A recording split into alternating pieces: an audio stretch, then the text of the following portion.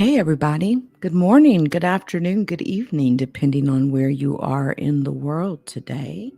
As of this very moment, April 25th, it's almost 8 o'clock p.m. here in the Central Standard Time Zone.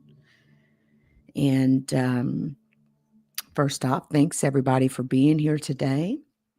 I had scheduled this live earlier because, I've wanted to, it's been very important for me to get back into doing my content, right? And sometimes things can happen and people can derail you. And I feel like I've been derailed a little bit, but I'm back on my game again. Um, and the best way to deal with that is, honestly, not mad. Don't have too many friends out here on these. Or, I wouldn't even call them that, but keep them at a minimum, right? And stay focused on what you need to do. And I think we all need a reminder that sometimes, hey, it happens, and so, honestly, it feels really good to be back to doing what I do, specifically focusing on these cases. Hey, what's up, Third Eye? Good to see you in the chat. On top of the fact that, I've got a lot of positive stuff going on, getting ready. There's just a lot going on. Good stuff, all good stuff. Can't complain. Hey, Gloria, you doing all right? So, along with the stories that I've been bringing or whatnot, there's a couple of things that I do want to talk about tonight. Okay. Now, I scheduled this live to bring this breaking news to you. Okay. It's a couple days old, but still very much so valid that needs to be discussed. But then there's two other things that I want to cover that I probably will stop the stream on the Crimes and Investigations channel, and we'll probably go over to one of the Leak You channels for this. But know that I'm always on Twitter. Okay. So if you ever come over to twitter.com/leaks online, or you just search Leak You, you'll find me, blue icon. Okay. You know my artwork. And to be honest, every stream is there. Like, I hardly ever go back and like remove streams or delete streams and stuff like that from Twitter.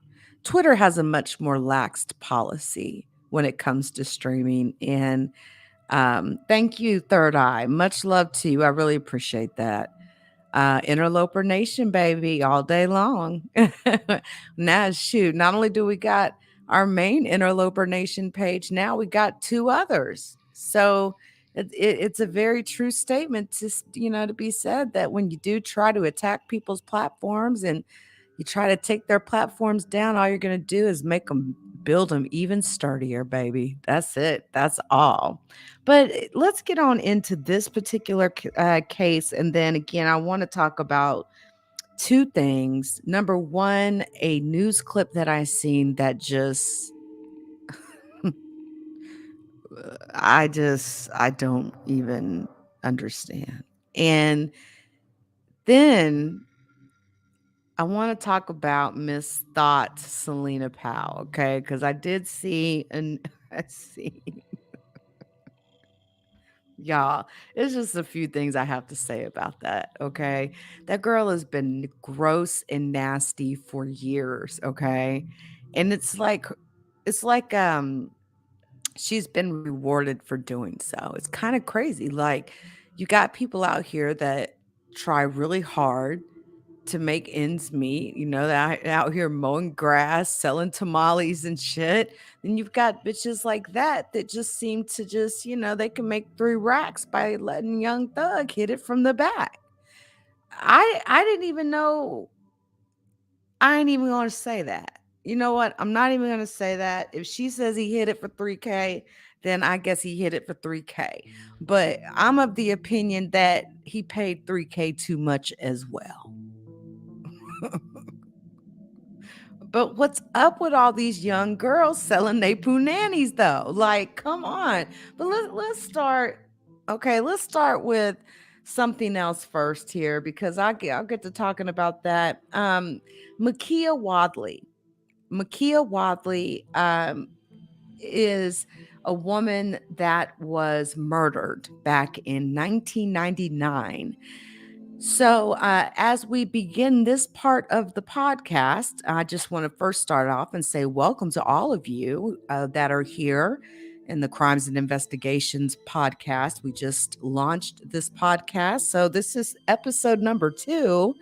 And the story that we have for you is about Meekiah Wadley, which is a cold case that has now been solved. So there is a little news clip I'm going to play here. If you, I know the podcast that the audio ones, you're not going to be able to actually see what I have on the screen, but those of you on the tube can, and you can see the photos that I have of Meekiah on the screen. You can see the press conference that police had as well. Again, the suspect has been identified as a man named Jerry Henderson, who killed her. Apparently, he died from a drug overdose not too long after she was murdered, actually. So allow me to play this news clip for you just really quickly, and then we'll go from there. DNA evidence is being credited for solving a murder cold case in the city of Richmond. It happened way back in the 90s. Long time ago. Although a suspect has been identified, a family member of the victim explains why this does not bring closure. Crown 4's Hazik Bediyoun has the story. After 23 years, the murder cold case of Meekiah Wadley has now been solved.